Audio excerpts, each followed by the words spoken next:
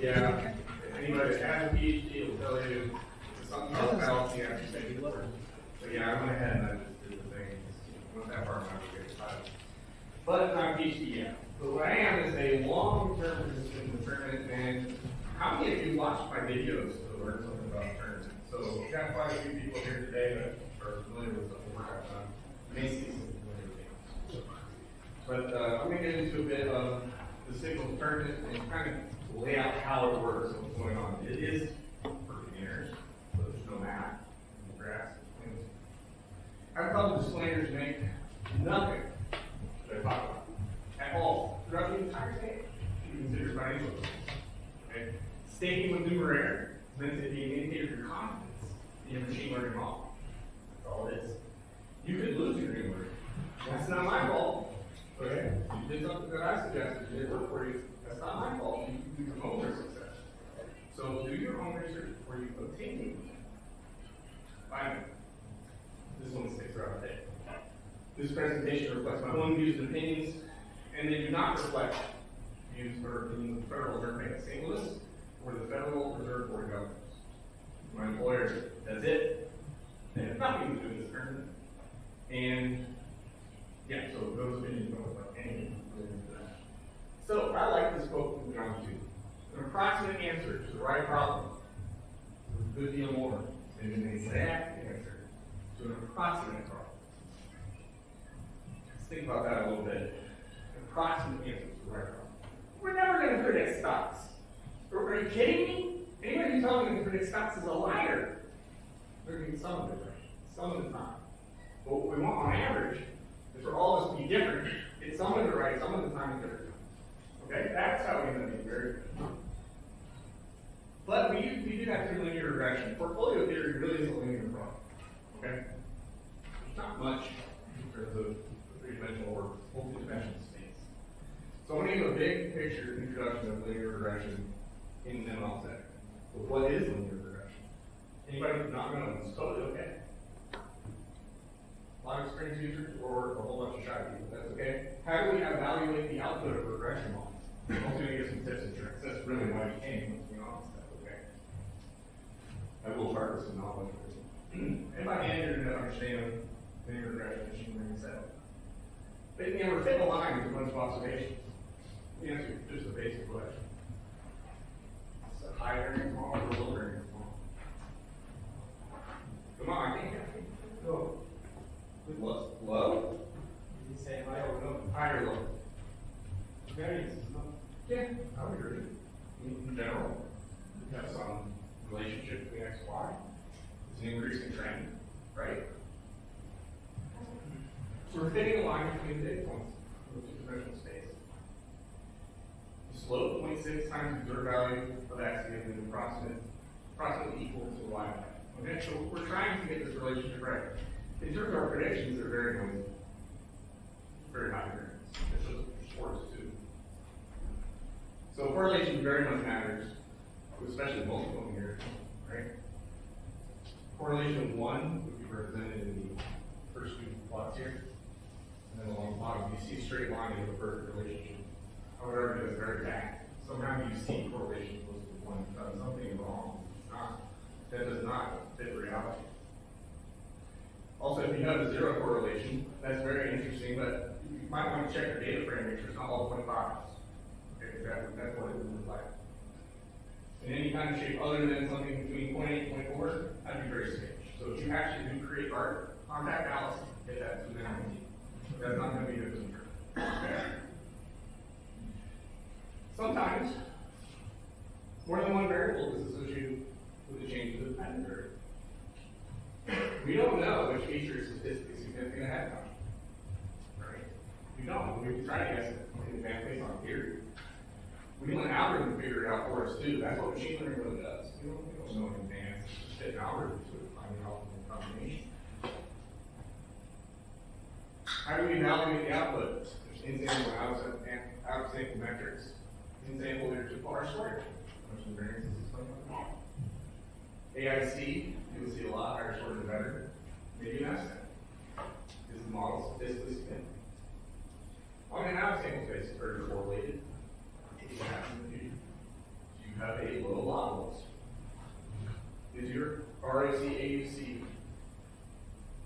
that close to the top left quadrant. Those are ways of looking at it.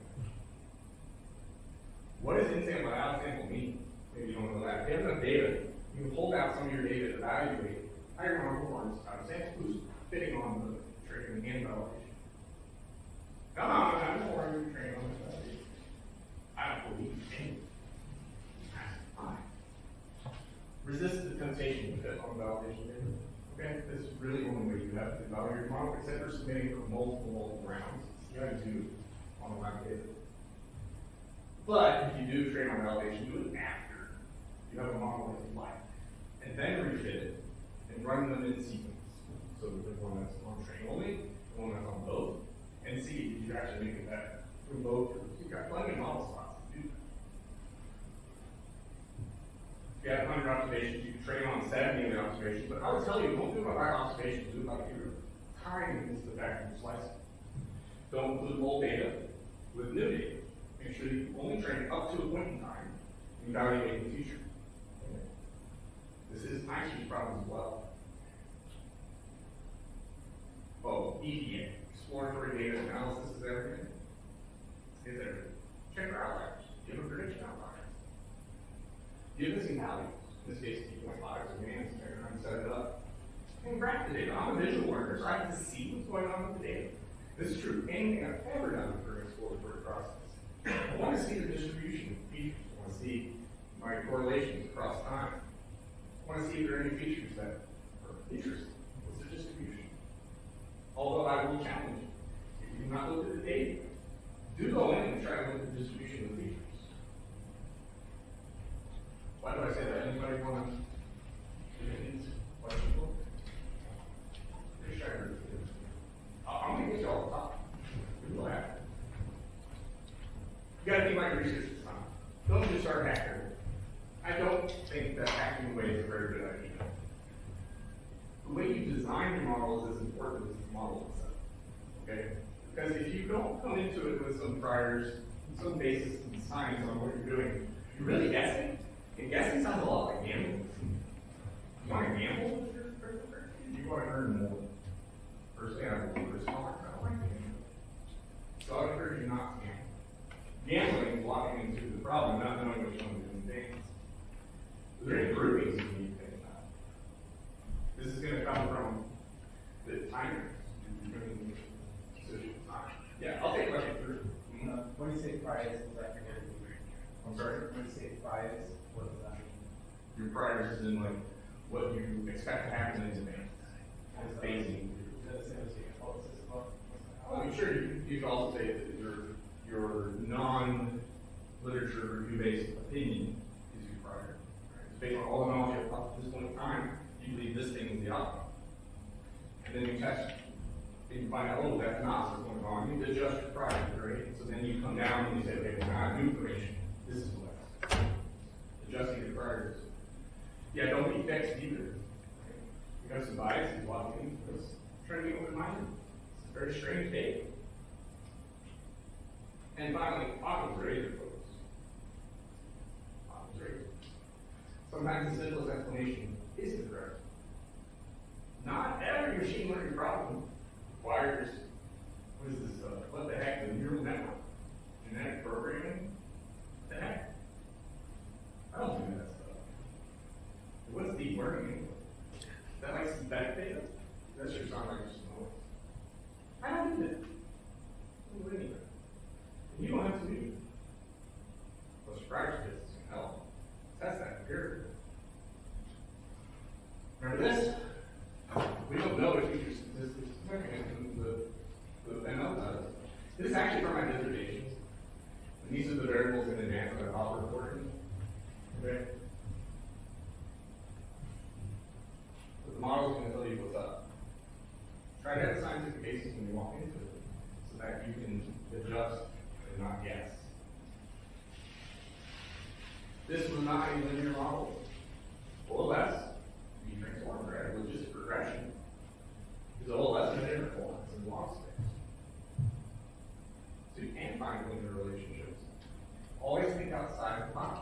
I would argue, you have a binary dependent variable, which you can convert our target to. Perhaps you can train logistic regression on. What if you have a simple model that was a little better than random, and you just residualize that out? You subtracted that model's prediction from the target, and then train on the residual information. Now you have a whole new model. Okay, so that's what I say, just think outside the box. Try not to let your priors be so fixed in time.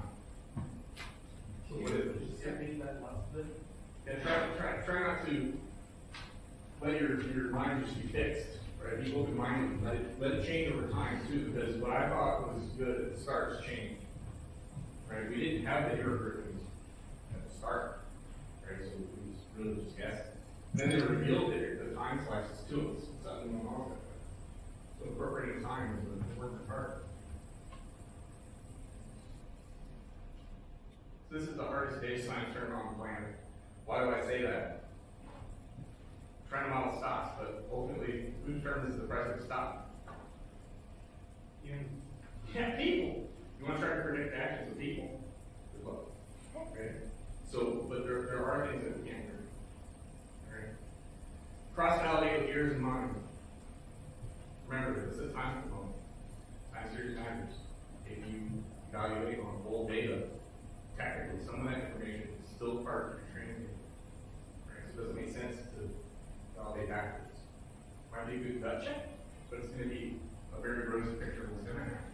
Data the model's never seen before is better predictor of what's going to happen. Better than that, though, deploying it into production and waiting for several weeks. Now, allows, I think you said 10 to 20? 10 to 20 weeks. I'm a fan of a full quarter at least. Right? 20 rounds is going to see you through a whole lot of different stuff. Okay. While I was a proponent of making daily scores a thing, that's my fault. Everybody gets addicted to it. They're not that important, it's just kind of fun. Right? Ooh, yay, oh crap, oh yay. Don't let that model fool you, right? Crazy. What matters is that resolution. And that's what we want to for one model, for one parameter. Finally, have fun. This is meant to be fun. It's either a side gig for some folks, and some folks who do this full time actually, or they make enough money to where they can work less in their primary job. Ultimately, it's probably a hobby for those people. You should have fun with it, right? If it's not fun, don't do it. No, seriously. I want to work with people who can have fun, especially in rocket chat. Right? So it's a place where we can hang out, exchange ideas. Let's keep it cool. So let's talk a bit about evaluating the performance of your models. What's next? This area is very quiet. Once somebody can move here. Stand, when it comes standing, that doesn't mean. Really? I think so. Nope.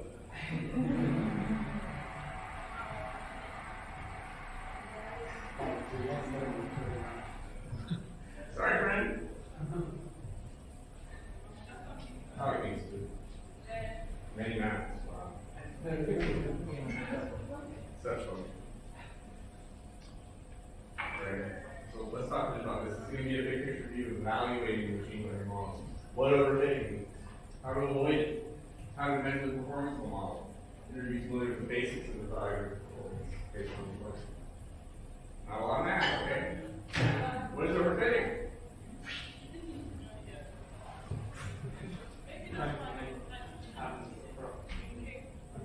You ready to answer?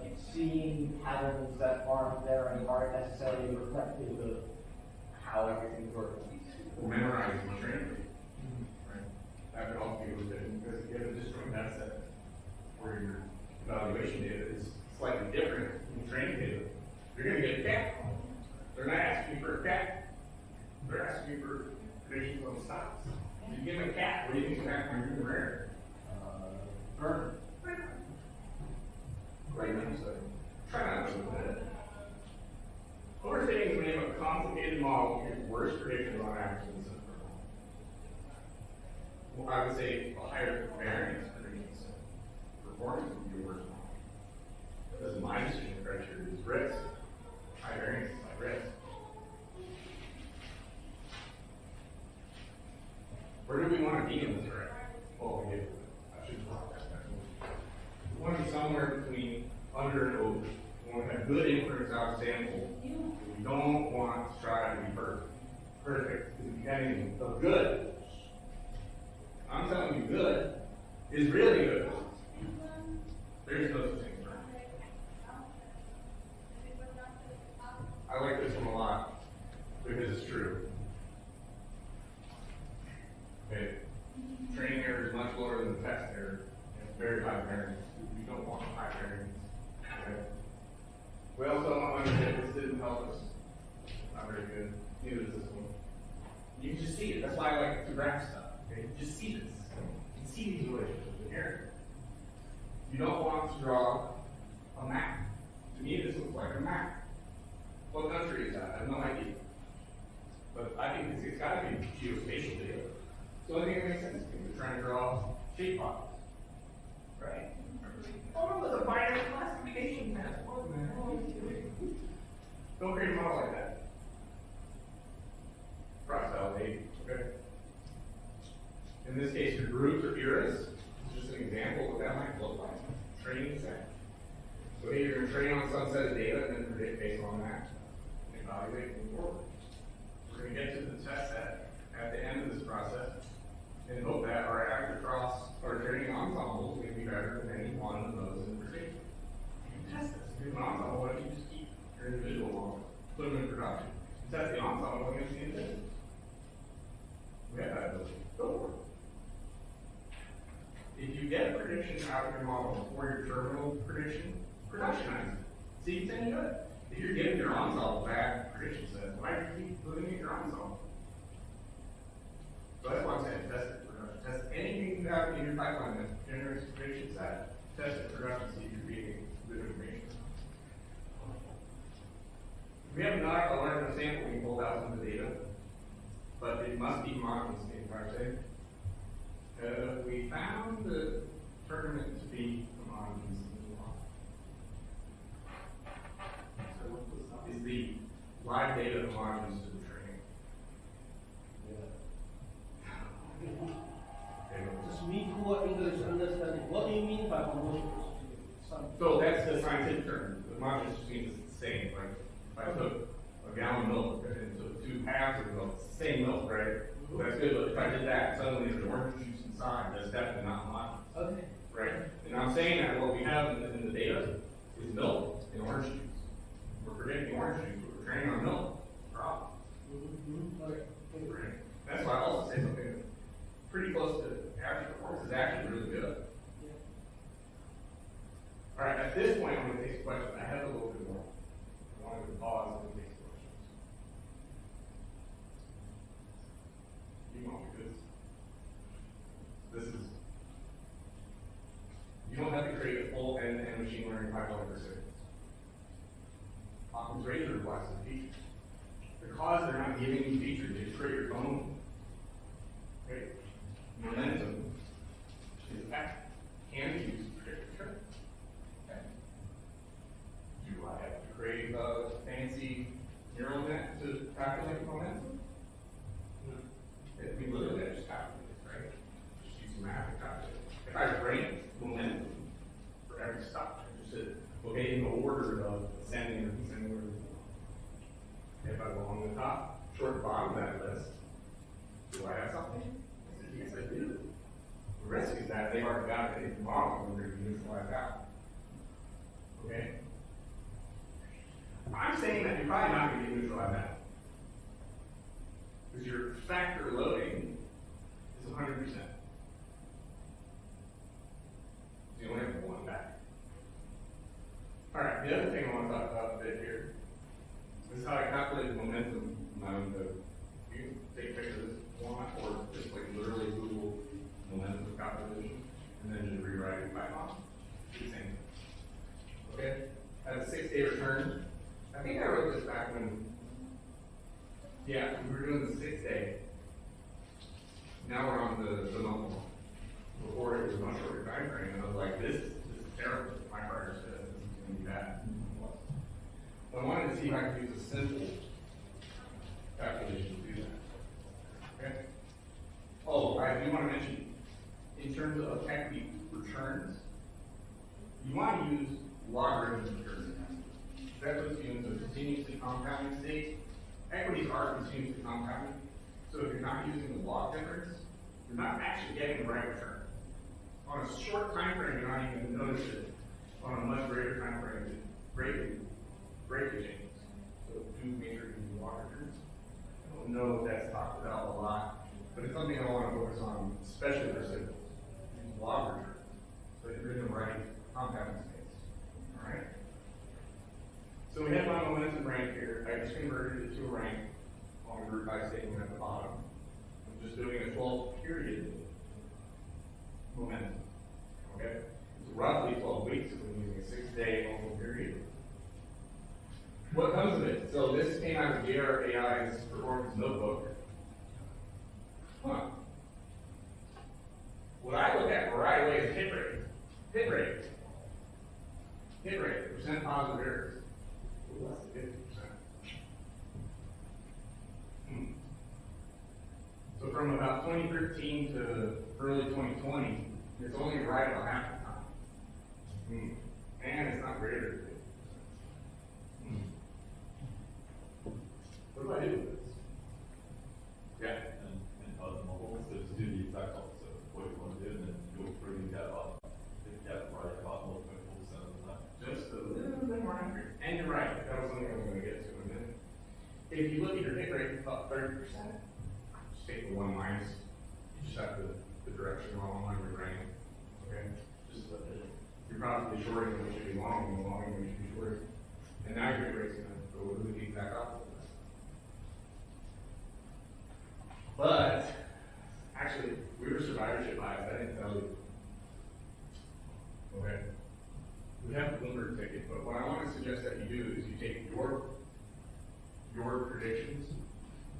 If you do this on full data, you're going to get bad inference because you have survivorship bias. If you look at the target model that it provides, it's like 15,000, 17,000 equities listed in there, but we're only getting 5,000 per week. Why is there so many more in the target model? It's so confusing. Pardon? No. It's okay, I appreciate you trying. No, really. So I just want to guess. Probably to represent the magnitude of the data, because you can't, encompass every single point of data within the predictions at any one time, because we're not infinite beings. Richard wants us to. But yeah, I agree with you. I mean, what you're saying is right, but it's not what I'm looking for. That's okay. That's okay. Not everybody here has finance knowledge. So there are mergers and acquisitions that happen, right? But so you won't have coming down the block 6 months ago in this week's trading day. But it did exist at that point in time, 6 months ago. That's survivorship bias in a nutshell. Any company that went bankrupt, was sold in a merger, went private, or just got delisted for whatever reason, still needs to be incorporated into your trading data, especially the evaluation of the output of the model. In order to do that, I want you to do a left join on the target file. So you pull in your predictions into their target file, and that for evaluation. Okay? You're going to fill any missing values with 0.5, so that's what they reported. And we'll replicate that. Okay? So if you're not making a prediction on something, at least it's still in the missing file. My production model predicts about 3,200 equities. I'm going to do the whole universe. When that in a second, just remind me to, in case I forget. When you do that, you survivorship adjusted. My performance went up. Won't always be better. In fact, I would say majority of the time your performance is going to be worse. Okay? But you've got to do this step. This is really, really important. You must evaluate from a survivorship-free data set. Getting that in a training environment, it's going to be very expensive. Okay? Very good finance data is very, very expensive. Okay? There's lots of data cleaning has to happen. Especially with international equity relying on time. It's a nightmare. It's a nightmare. But that's what I wanted to focus on. You don't have to have a full end-to-end machine learning model. You merely need to recreate a feature that either exists in academics or something that you've seen in a factor paper or what have you, and test and see if it's in their model in the first place. If you find a factor in the literature that is not in model that uses to neutralize against you, then you have an original orthogonal signal that can generate wealth. And I'll tell you, my regression model of signals, that's it. I found a signal in a paper, I liked it from an empirical basis, and it fit my priors. It has an 87% hit rate. Put it in production. It's really simple. It's not a lot of magic to it. Am I going to tell you what it is? Hell no. Hell no. Absolutely not. I'm not going to do that. You shouldn't either. Signals is the one space you should never tell somebody what you want. I didn't tell you anything. I just gave you some tricks. Okay? But signals is the one space where there's not a lot of collaboration going on. It's unfortunate that's the condition of action. All right, hit me in my slide. I said, remind me to tell you something. 200. So who? 300. Oh, thank you. Yeah, so I don't predict on financials. I don't predict on, I think that's really it. Financials in there. Anything with a high regulatory burden. Because what predicts the price of the bank is the regulator. Now, I said I work for a regulator. This is fact. This is not opinion. Okay? We tell the banks when they pay a dividend. Look at the dividend valuation model. You'll see the amount of the dividend predicts the price. So it's fully dependent on the regulator. So tell me how retail stocks are going to impact the price of a bank in there. But your model is saying that all stocks are subject to the same coefficient. Well, that doesn't make any sense to me. So you should, I would suggest, and try this out, drop all your financials from your signal prediction model. Don't predict on those. They have different sets of inputs. And are you incorporating oil exposure as part of your signals model? Because that has a heck of a lot to do with it. If you're not modeling it, it's not going to be generated as a prediction. Okay? So I don't do the full universe because I know that not all stocks are subject to the same constraints. You read most academic papers in quantitative finance, they say we exclude bank stocks from our slope scale. Why are they doing that? For the same reason I just told you. So if they're not doing it in the literature, why are you doing it in production? It's no sense to me. And I tell the team this all the time. Drop financials, you guys aren't trading anyway. They never acknowledge my statements, because they never will, but I always repeat this. Richard always just looks at me and smiles. So I'll take some questions if you have. I have exactly 20 questions. Have you noticed any signal data? Well, I tell you, if you don't have pandemic as part of your training, you're going to have a tough time. You know?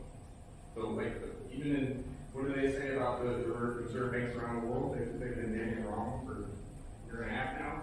Well, I just looked through some of the economic literature, and I'm like, I don't see pandemic in any of the papers mentioned. So, yeah, we're having a tough time. Again, if your live environment is different from your training, yeah, you're going to have some problems. That should be expected. But have you noticed some of the signal were like early? Yeah, so that's regime change too, right? Financial innovations will cause signals to go away, right? And so when you're doing your signals model, I would also recommend randomly dropping a third of your predictions. Simulate the effect of not being able to get a borrow, right? You're unable to locate on a short, you're not being able to get a position in it. So just randomly drop like a third of your predictions, fill in 0.5s. You still have a signal.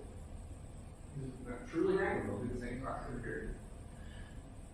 Try maybe what happens if you only submit every other week. Does that help your autocorrelation problem?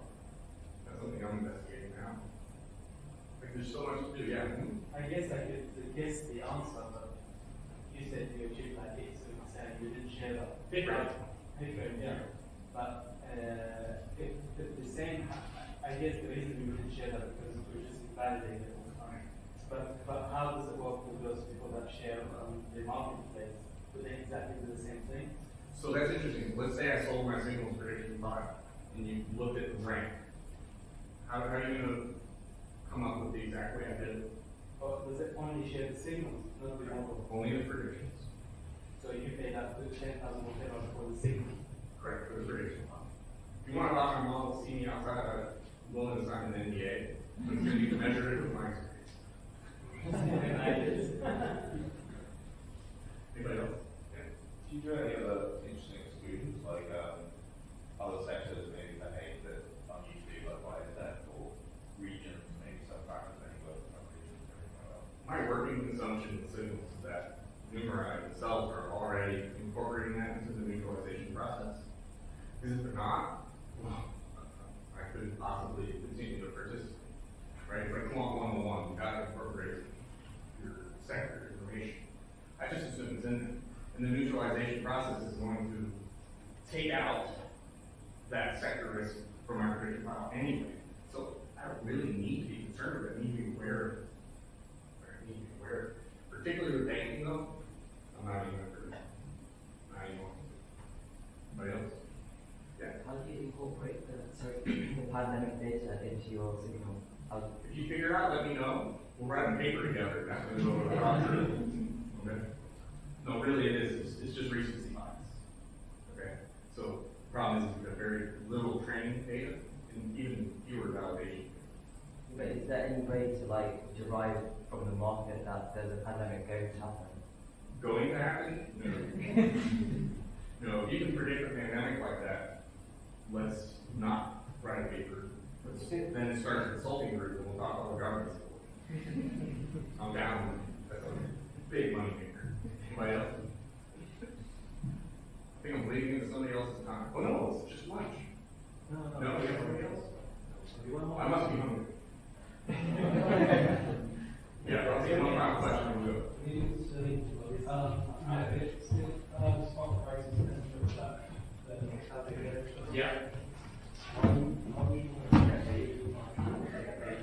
So will this, my signal prediction file is on fundamental data.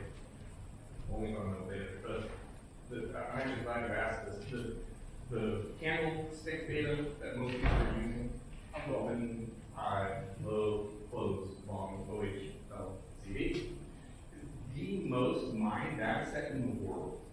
Okay, so anything you think you find in that data set has already been proven bad by some hedge fund that blew up. Don't try signals only with price data.